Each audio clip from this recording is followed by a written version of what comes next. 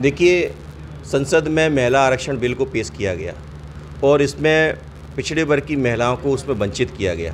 जब देश के अंदर आधे से ज़्यादा आबादी है, उसके बाद भी उस समाज को, उस वर्ग को उससे वंचित किया जा रहा है, तो कहीं ना कहीं दिखाई दे रहा है।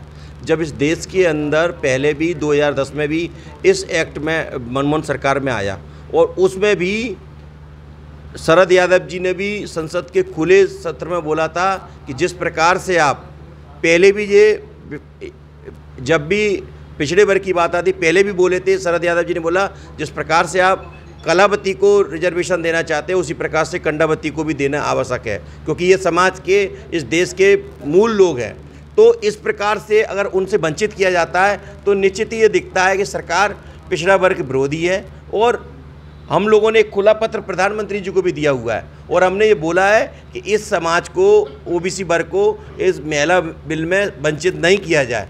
और यदि हमारी बात को नहीं माना जाता तो 5 राज्यों में विधानसभा का चुनाव है और लोकसभा का 24 में होने वाला है। तो पूर्ण रूप से ओबीसी वर्ग के लोग पूर्ण रूप से इस ऐसे जो बिल के पूर्ण रूप से विरोध करेगा और उसका खामियाजा चुनाव में दिखाई देगा। देखिए, संसद में इस पर बहस चल रही है, चर्चा चल रही है और ये बहुत जल्द कानून बनने वाला है, महिला आरक्षण बिल।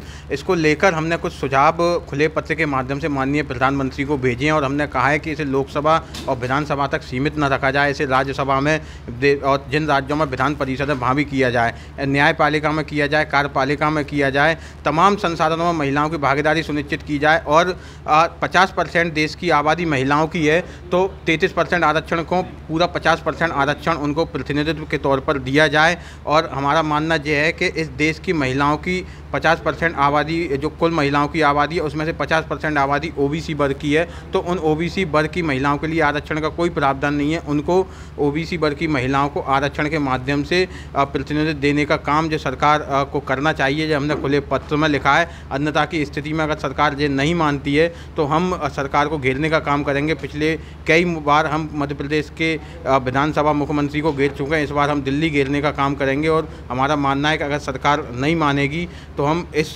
मध्य प्रदेश के चुनाव के साथ जिन राज्यों में चुनाव और आने वाले लोकसभा चुनाव में सरकार का बहिष्कार करने का काम करेंगे। और सरकार ने एक बहुत बड़ी गलती इस बिल में की है कि सरकार इस बिल में परिसीमन की बात कर रही है और परिसीमन 2021 में जनगणना होनी थी, अब 2031 में होगी। इसका मतलब परिसीमन 2031 के बाद होगा।